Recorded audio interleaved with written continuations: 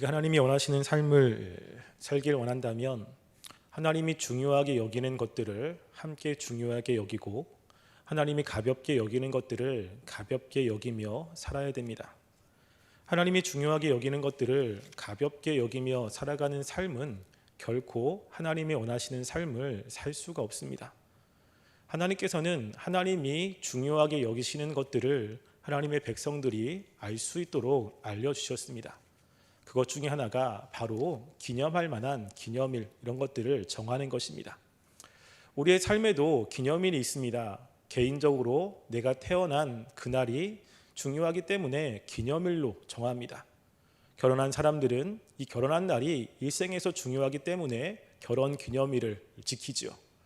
나라도 그렇습니다. 나라가 이 땅 가운데 건국한 날을 기념하기 위해서 개천절을 지키죠. 우리나라 같은 경우는 일제 에서 해방된 그날을 기념하기 위해서 8.15 광복절을 지킵니다. 이 날을 쉬는 날로 만들어서 그날의 의미를 생각하게 만드는 것이죠. 왜냐하면 그만큼 그 날들이 중요하기 때문에 그날의 의미를 잊지 말라고 말씀을 하는 것입니다. 하나님도 마찬가지입니다. 하나님이 중요하게 여기시는 그날을 기념일로 만들어서 그날의 의미를 생각하게 하신 것입니다. 이스라엘 백성들에게 그날 쉬라고 이야기를 하고 그날에 하나님이 하셨던 그 놀라운 것들을 잊지 말도록 하나님이 하신 것이죠. 그렇게 하나님께서 중요하게 여기시는 그 날 중에 하나가 바로 하나님이 이스라엘 백성들을 구원한 날일 것입니다. 즉 이스라엘 백성들을 출애굽한 그 날이 이스라엘 백성들은 결코 잊으면 안 되는 날 중에 하나입니다. 하나님께서 이스라엘 나라를 시작하신 날이죠. 또 이스라엘 백성들이 그때 하나님이 주신 그 은혜를 기억해야 하나님의 말씀을 지킬 수가 있습니다. 그래서 하나님께서 그날을 잊지 말게 하기 위해서 십계명에 보면 하나님께서 십계명 서론에 하나님이 이스라엘 백성에게 어떻게 하셨는지를 먼저 이야기를 합니다. 서론에 보면 이렇게 기록되어 있습니다. 나는 너를 애굽 땅 종되었던 집에서 인도하여 낸 내 하나님 여호와라 라고 이야기를 하고 첫째 계명, 둘째 계명 이렇게 이야기를 합니다. 즉 하나님께서 이스라엘 백성들을 구원하신 그 구원을 깊이 묵상하고 깨닫는다면 하나님의 말씀을 지키는 것이 그렇게 어렵지는 않고 말씀을 지키는 것이 당연할 것입니다. 그런데 하나님이 하신 그 구원을 제대로 인식하지 못하고 그 의미를 명확히 알지 못한다면 하나님이 주신 계명은 부당하게 느낄 수도 있습니다. 그리고 굳이 왜 우리가 그 계명을 지켜야 되는가라는 생각을 할 수도 있습니다. 하나님께서 이스라엘 백성에게 하셨던 그 놀라운 구원의 은혜는 이스라엘 백성들의 삶에도 굉장히 큰 영향을 끼칩니다. 그렇기 때문에 성경에 하나님이 이 출애굽한 사건들이 굉장히 많이 기록되어 있습니다.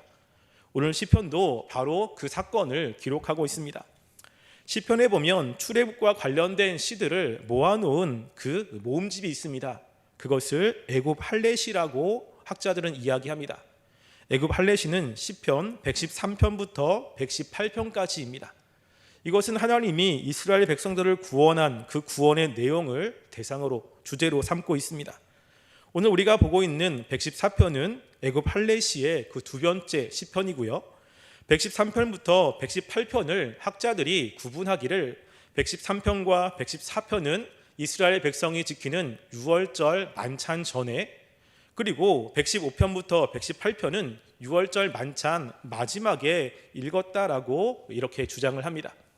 그 이유 중에 하나가 유월절 만찬에서 해야 되는 중요한 전통 중에 하나가 바로 질문하고 답하는 것입니다. 그 유월절 전통이 되면 그 아이들이 부모님에게 묻습니다. 왜 우리는 유월절을 지켜야 됩니까? 왜 우리는 이 밤은 다른 날과 다르게 유교병과 무교병이 아닌 무교병만 먹어야 됩니까? 이런저런 질문을 하게 됩니다. 그러면 그 질문을 받은 부모님들은 하나님께서 하셨던 그 놀라운 구원의 서정들을 이야기를 하고 그 구원의 의미를 다시 한번 생각하게 하는 것이죠. 마찬가지로 오늘 우리가 함께 본 이 시편에도 이 질문이 나오게 됩니다.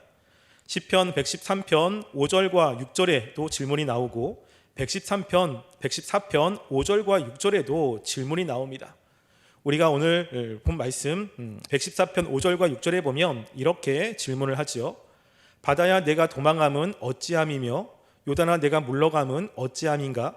너희 산들이 수장들 같이 뛰놀며 작은 산들아 어린 양들 같이 뛰놀면 어찌함인가? 라고 이야기합니다.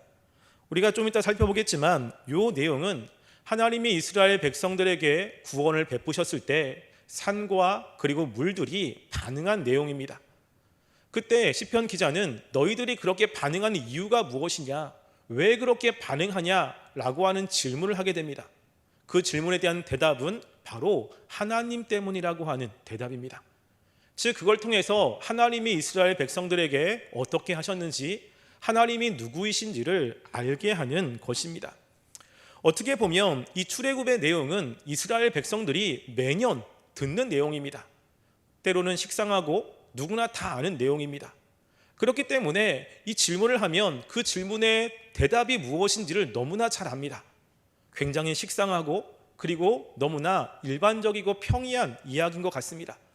그렇지만 그 식상한 것 같은 그 이야기 가운데 하나님이 하신 구원의 은혜를 분명히 깨닫지 못한다면 이스라엘 백성들은 하나님의 백성답게 살 수 없습니다. 어떻게 보면 너무나 잘 알고 있는 내용이지만 그 내용 안에 있는 그 위대하신 하나님을 깨닫는 것이 굉장히 중요한 것입니다. 반복됐다고 해서 그 중요성이 희석되는 것은 아닙니다.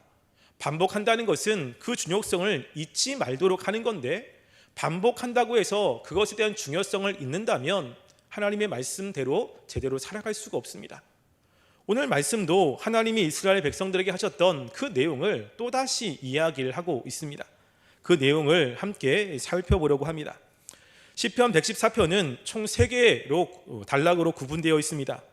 1절과 2절은 하나님이 이스라엘 백성에게 하셨던 구원의 내용을 기록하고 있고, 3절부터 시작해서 6절까지는 그 구원을 바라보는 이 바다와 이 물과 산의 반응과 질문으로 되어 있습니다.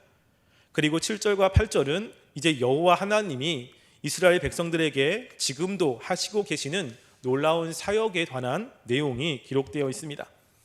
먼저 1절에 보시면 하나님이 이스라엘 백성들에게 하신 것이 무엇인지를 이야기를 합니다. 1절 보면 이렇게 이야기하죠. 이스라엘이 애굽에서 나오며 야곱의 집안이 언어가 다른 민족에게서 나올 때에 라고 이야기합니다. 여기서 언어가 다른 민족은 바로 애굽을 상징하죠. 이스라엘 백성들이 애굽의 속박 가운데 나올 때 이제 하나님이 그들에게 하신 일이 2절에 기록되어 있습니다. 2절 보시면 유다는 여호와의 성소가 되고 이스라엘은 그의 영토가 되었도다 라고 이야기합니다. 유다가 여호와의 성소가 되었다는 것은 바로 하나님께서 유다에 임재하신다는 것을 의미합니다. 그러면 하나님께서 유다 지파에만 임재하는 것일까? 다른 지파에는 임재하지 않는가라는 생각을 할 수가 있습니다. 그렇지만 이 유다라고 하는 것은 이스라엘 백성 전체를 대표하는 것입니다. 그 뒤에 보면 이스라엘은 그의 영토가 되었도다 라고 이야기하면서 유다와 이스라엘을 평행법으로 이야기를 합니다. 즉 유다 지파라고 하는 그 하나의 지파만 이야기하는 것이 아니라 유다라고 하는 이 명칭을 통해서 이스라엘 전체를 지금 상징하고 있는 것입니다. 하나님께서 이제 이스라엘 백성들 가운데 임재하셨고 이스라엘을 하나님의 나라의 백성으로 이제 공식적으로 인정하신 것입니다. 사실 하나님께서 이렇게 하시기 전에도 이스라엘 백성들은 하나님의 백성이셨습니다. 하나님의 백성이었습니다. 그런데 출애굽을 계기로 시내산에서 언약을 수여하시고 하나님의 임재의 상징인 성막을 주심으로 이제 명실상부 하나님의 백성으로 공식적으로 선언을 하신 것이죠. 그래서 하나님께서 이스라엘이 이제 그의 영토가 되었다라고 이야기합니다. 영토라는 것은 단지 땅만을 의미하는 것이 아니고요, 하나님의 통치권을 의미합니다. 하나님께서 이렇게 시내산에서 이스라엘 백성들에게 임하기 전에는 이스라엘 백성이 애굽의 통치를 받았습니다. 애굽의 속박 가운데 그들의 통치 가운데 있었죠. 근데 하나님께서 이스라엘 백성을 출애굽시키시고 이제 그들에게 성막을 주시고 본격적으로 하나님이 이스라엘 백성들을 이제 통치하시는 겁니다. 이제 본격적인 이스라엘 백성들이 하나님의 백성이 됐다는 것을 이제 보여주시는 사건입니다. 하나님이 이렇게 이스라엘 백성에게 역사하실 때 이제 그것을 보고 경험한 이 자연 만물이 반응을 하기 시작합니다. 그 첫 번째 반응 중에 하나가 3절에 나와 있습니다. 3절은 특별히 물과 관련해서 이야기를 합니다. 3절 보시면 바다가 보고 도망하며 요단은 물러갔으니 라고 이야기합니다. 즉 이스라엘 백성들이 출애굽한 이후에 첫 번째 나온 그 바다가 홍해이고, 그리고 가나안 땅에 들어갈 때 마지막 바다가 요단이죠. 즉 이스라엘 백성들이 이렇게 출애굽할 때의 처음과 마지막을 표시하고 있는 것입니다. 여기 바다는 바로 홍해를 의미하고 있고, 홍해가 갈라진 사건을 지금 말씀에서는 도망갔다라고 표현을 하고 있습니다. 요단강이 흐른 것을 멈춘 것을 물러갔다고 이야기를 하고 있습니다. 하나님께서 이스라엘 백성 가운데 역사하실 때 이 자연 만물도 거기에 따라서 반응을 하고 있습니다. 그런데 3절에 보면 바다와 요단이 보인 현상은 기록되어 있지만 이들이 왜 어떻게 해서 이런 현상이 나타나게 됐는지 그것에 대해서는 설명하지 않습니다. 단지 이 바다와 요단의 그런 현상만 이야기를 하고 있죠. 그래서 이들이 왜 이런 반응을 하고 있는지는 7절에 가서 설명을 합니다. 7절 보시면 땅이여 너는 주 앞 곧 야곱의 하나님 앞에서 떨지어다 라고 이야기를 하죠. 무엇 때문에 이들이 이렇게 반응하고 있습니까? 바로 하나님 때문에 그렇습니다. 하나님 앞에서 이들은 이렇게 반응을 하고 있는 것입니다. 뿐만 아니라 4절에 보면 산과 관련돼서 이야기를 합니다.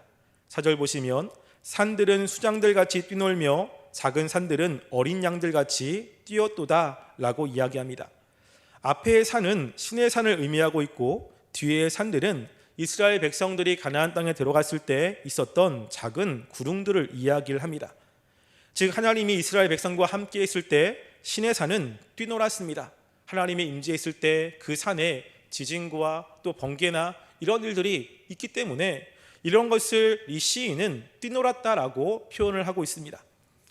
그런데 지금 하나님이 임재했을 때 이 반응들이 3절과 4절이 조금 다릅니다.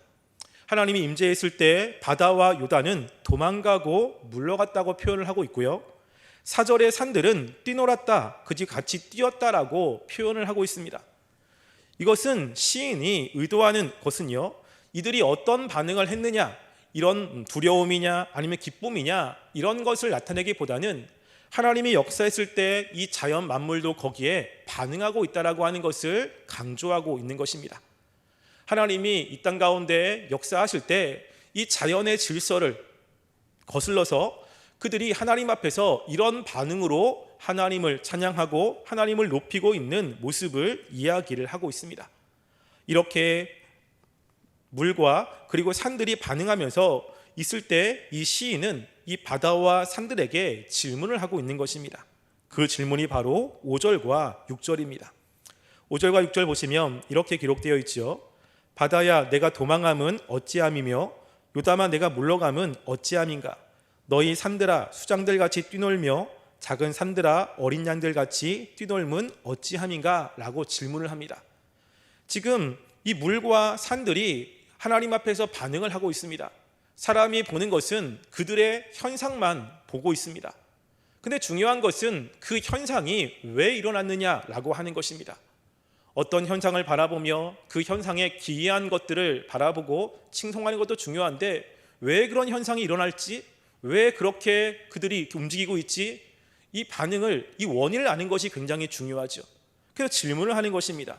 근데 질문에 대한 대답이 무엇입니까? 7절 보시면 바로 하나님의 역사 때문이라고 이야기를 하죠. 하나님이 이 땅 가운데 역사할 때 이 자연 만물도 거기에 따른 반응이 있다는 것입니다.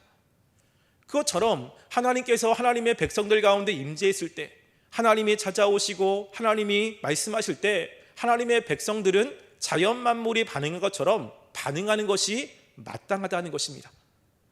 미생물인 이 자연 만물도 하나님이 이 땅 가운데 역사했을 때 이렇게 자신들이 할 수 있는 반응으로 반응하는데, 이 지성을 가지고 있고 하나님을 아는 하나님의 백성들이 하나님의 말씀이 선포될 때, 하나님의 은혜가 임할 때 반응하지 않는 것은 미생물보다 못하다는 것을 먼저 이야기를 하고 있는 거죠. 우리가 하나님 앞에 예배를 드릴 때, 하나님의 임재 가운데 나올 때 우리는 어떤 반응을 하고 있습니까? 하나님의 말씀을 들을 때, 하나님께 기도할 때 우리의 마음은 과연 어떠한 상태로 나아가고 있습니까? 하나님의 함께 하심으로 감사하는 마음, 또 하나님의 역사하심 때문에 경외하는 마음, 이런 마음이 혹 우리 가운데 있습니까?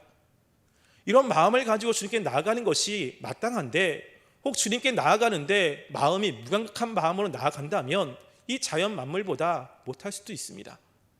우리가 주님께 나올 때 아무런 마음의 감동도 없이, 아무런 마음의 요동도 없이 무감각하게 주님께 나와 예배드리고 무감각하게 찬양하고 무감각하게 기도한다면 그걸 보시는 하나님의 마음은 과연 어떠하겠습니까? 아무것도 모를 수 있는 이 자연 만물은 하나님의 임재 가운데 이렇게 반응했다면 우리가 하나님의 백성인 우리들은 더 하나님의 임재 가운데 나갈 때 하나님으로 인해 기뻐하고 찬양하는 모습이 너무나 당연하게 나와야 될 것입니다. 그러면서 이 마지막 8절에 보시면요, 하나님께서 이렇게 이스라엘 백성들에게 하신 그 하나의 사건을 이야기를 하고 있습니다. 8절 보시면 그가 반석을 쳐서 문물이 되게 하시며 차돌로 샘물이 되게 하셨도다 라고 이야기하죠. 하나님이 이스라엘 백성들이 출애굽한 이후부터 가나안 땅에 들어갔을 때 정말로 많은 이적들을 보여주셨습니다. 이스라엘 백성들이 먹을 것이 없을 때 만나와 메추라기로 이스라엘 백성을 먹이셨고, 전쟁이 있었을 때 하나님은 그 전쟁에서 승리하도록 역사를 해주셨죠. 구름 기둥과 불 기둥으로 이스라엘 백성들을 보호해 주셨습니다. 그렇게 많은 역사들, 이적들을 하나님이 행했는데 시편 기자는 유독 한 가지에 집중하고 있습니다. 그것은 이스라엘 백성들에게 하나님이 물을 주셨다는 것입니다. 반석을 쳐서 문물이 되게 하시며 차돌로 샘물이 되게 하셨다라고 하는 것은 이스라엘 백성들이 출애굽한 이후에 르비딤과 가데스에서 있었던 사건을 기억하게 합니다. 이스라엘 백성들이 광야를 지날 때 이 광야는 물이 부족한 그러한 땅이지 않습니까? 많은 이스라엘 백성들 또 가축들이 물이 부족해서 그것 때문에 굉장히 갈증이 심할 때 이스라엘 백성들은 모세를 원망합니다. 우리가 물이 없어서 죽게 되었다고 원망을 하지요. 그때 하나님께서 모세를 통해서 반석을 치게 하시고 그 반석에서 물을 내셨습니다. 그래서 이스라엘 백성들의 그 갈증을 해결해 주셨죠. 이 물이 없으면 인간은 살 수가 없습니다. 근데 그들이 필요한 그 물을 하나님이 부어주셨다는 거죠. 하나님이 흡족하게 그들에게 먹이셨다는 것입니다. 그런데 단지 과거의 그 사건만 기록한 것이 아니고요, 우리나라 말에는 명확하게 표현되지 않았지만 원어에는요 8절에 있는 내용들이 전부 다 현재형으로 기록되어 있습니다. 이스라엘 백성들이 광야에 일어났던 사건을 기록한다면 과거형으로 기록을 해야 되죠.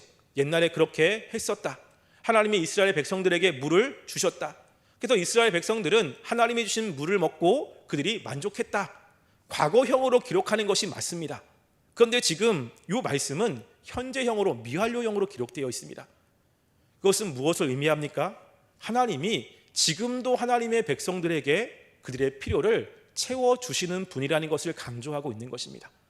지금도 이스라엘 백성들이 살아갈 때 목마른 것, 그들이 채워지지 않는 영혼의 갈증들이 있지 않습니까? 그런 갈증들을 하나님이 지금도 채워주시는 분이라는 것을 강조하고 있습니다. 특별히 하나님께서 이스라엘 백성들에게 늘 역사하셔서 그들의 필요를 채워주셨는데 이스라엘 백성들이 점점점 시간이 지나면서 하나님을 떠납니다. 그때 하나님께서 예레미야 선지자를 통해서 이스라엘 백성들을 책망하는 내용 가운데 하나가 바로 이런 것입니다. 예레미야 2장 13절 말씀에 보면 이렇게 기록되어 있습니다. 내 백성이 두 가지 악을 행하였나니 곧 그들이 생수의 근원되는 나를 버린 것과 스스로 웅덩이를 판 것인데 그것은 그물을 가두지 못할 터진 웅덩이들이니라 라고 이야기하죠. 하나님이 이 예레미야를 통해서 이스라엘 백성들의 죄악을 두 가지를 지적하고 있습니다. 하나는 그들이 생수의 근원이 되는 하나님을 버린 것입니다. 이스라엘 백성들의 필요를 채워주시고 그들에게 영생을 주시는 분 하나님이지 않습니까? 그들을 구원하셨고 그들의 삶 가운데 역사하셔서 그들을 보호하시는 분 하나님이죠. 근데 이스라엘 백성들이 하나님을 버렸다는 것입니다. 그것을 생수의 근원인 나를 버렸다고 표현을 하고 있습니다. 또 그들이 하나님이 아닌 다른 우물을 파기 시작합니다. 그래 스스로 웅덩이를 판 것이다 라고 했는데 그 물은 가두지 못할 터진 웅덩이입니다. 그러니까 그 웅덩이가 터져서 안에 있는 물들이 다 빠져나갑니다. 처음에는 그 물이 자신의 영혼을, 자신의 마음을 만족해 줄 거라고 생각을 하고 실제 처음은 만족이 될 수도 있습니다. 근데 시간이 지나면 지날수록 자신에게 만족을 줄 만한 물이 없는 것입니다. 바로 우상 숭배를 이야기를 하고 있는 거죠. 하나님께 나아가서 하나님을 의지하고 하나님의 은혜를 구하며 살아가야 되는데 하나님이 아닌 자꾸만 다른 것들을 의지하게 됩니다. 다른 것들에게 기웃거리고 다른 대상을 찾기 시작하고 하나님을 뒤로하는 이스라엘 백성들의 이야기를 지금 하고 있는 것이죠. 하나님께서는 처음만 이스라엘 백성들을 구원하신 것이 아니라 그들의 삶 전체에, 그리고 하나님이 다시 오실 그날까지 하나님의 백성들을 돌보십니다. 지금도 그들의 필요를 채워주시고 그들의 영혼에 하나님이 물을 흡족하게 내려주시는 분이라고 하는 것을 이야기를 하고 있는 것입니다. 우리가 힘들고 어려울 때 우리는 누구를 의지하고 있습니까? 하나님께서 우리를 구원하셨고 지금도 우리의 생명을 또 우리의 영혼을 채워주시는 분이라고 말씀은 이야기를 하고 있습니다. 또 하나님께서 우리에게 하셨던 그 놀라운 구원에 관한 이야기를 우리는 많이 듣고 있습니다. 그 구원의 이야기 가운데 하나님이 우리를 얼마나 사랑하셨는지, 또 하나님이 그 신실하게 그 언약을 얼마나 지키고 계시는지, 이런 것들이 그 안에 다 담겨져 있지 않습니까?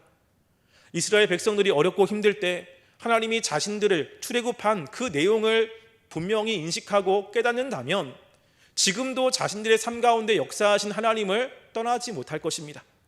그 하나님의 은혜에 감사하며 하나님 앞에 더욱더 헌신하며 나가는 모습으로 나타날 것입니다. 근데 출애굽의 그 은혜를 잊어버린다면, 출애굽에 관한 이야기를 하지만 그 출애굽 가운데 있는 하나님의 그 놀라운 은혜들을 잃어버린다면 그 출애굽 안에 있는 하나님의 은혜들을 실제 삶 가운데 경험할 수 없을 것입니다. 우리들도 마찬가지 아닙니까? 이스라엘 백성들은 출애굽이지만 우리에게는 예수님의 십자가입니다. 우리가 매 주마다 또는 절기마다 십자가에 관한 이야기를 합니다. 십자가에 관한 이야기를 하면 어떤 분들은 또 그 얘기를 하냐? 매회 하는 거 왜 또 그 얘기를 또 하냐고 이렇게 항의하는 사람들도 있습니다. 예수님 이야기하면 그 이야기 다 알지요. 그러니까 그 이야기하면 다 안다고, 그거에 대해 그만하라고 이야기하시는 분이 있습니다. 그런데 우리가 하나님의 은혜를 가장 많이 깨달을 수 있는 곳, 하나님의 사랑을 가장 깊이 알 수 있는 곳, 그곳이 어디입니까? 바로 십자가 아닙니까? 하나님께서 신실하신 분이라고 하는 것을 깨달을 수 있는 곳이 바로 십자가 외에 다른 곳이 없습니다. 하나님이 우리를 얼마나 사랑하시는지는 그 예수님의 십자가를 우리가 묵상하면 알 수 있습니다. 예수님께서 그 힘들고 어려운 그 십자가의 고통을 왜 참으셨습니까? 예수님께서 십자가에서 하나님 앞에 호소한 그 내용 중에, 그 말 중에 하나가 나의 하나님 어찌하여 나를 버리셨나이까 라고 하나님께 간절하게 호소합니다. 예수님은 한 번도 하나님과 단절돼 본 적이 없습니다. 늘 하나님과 함께 했고 하나님의 사랑 가운데 늘 거하셨던 분입니다. 그런데 십자가 상에서만 한 번 하나님과 관계가 단절된 경험을 하시는 겁니다. 그 단절이 너무 힘들고 괴로워서 하나님께 기도하고 있는 거죠. 예수님께서 왜 굳이 그러한 그 단절을 경험해야 됩니까? 예수님은 죄가 없으시고 하나님의 진노를 받을 필요가 없는 분인데 왜 그러한 진노를 참으시며 그곳에 계셔야만 되는 것입니까? 바로 사랑 때문입니다. 우리를 사랑하신 그 사랑 때문에 예수님이 그곳에서 그 모든 하나님의 진노를 받으신 것 아니겠습니까?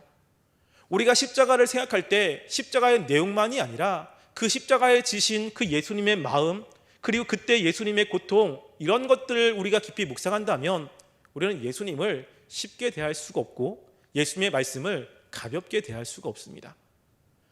예수님에 관한 이야기를 했을 때 식상하다고 그 이야기를 우리가 터부시할 수가 없다는 것이죠. 이스라엘 백성들에게는 출애굽 이야기가 그런 것이고 우리들에게는 십자가가 바로 그런 것입니다. 우리가 십자가에 관한 설교를 듣거나 말씀을 들을 때 우리의 반응은 과연 어떠합니까? 십자가 이야기하면 또 그 이야기네. 식상해. 다른 이야기 했으면 좋겠다. 혹시 이런 마음 있지 않습니까? 다 알고 있는데. 내용이나 스토리를 아는 게 중요한 것이 아니라 그 십자가에 담겨 있는 하나님의 사랑을 아는 게 중요합니다. 십자가에 담겨 있는 하나님의 마음을 아는 것이 너무나 중요합니다. 하나님의 마음을 가장 잘 표현된 곳, 하나님의 사랑을 가장 압축해서 우리에게 말씀하시는 곳, 바로 예수님의 십자가입니다. 우리가 그 예수님의 십자가를 어떻게 생각하고 있는지 한번 생각해 보았으면 좋겠습니다. 그리고 하나님, 우리가 그 예수님의 십자가 안에 있는 하나님의 그 풍성하신 사랑과 그 풍성하신 신실하신 그 언약이 신실하신 하나님을 우리가 깨닫고 그 은혜를 늘 간직하며 살아가는 삶이 되길 원합니다.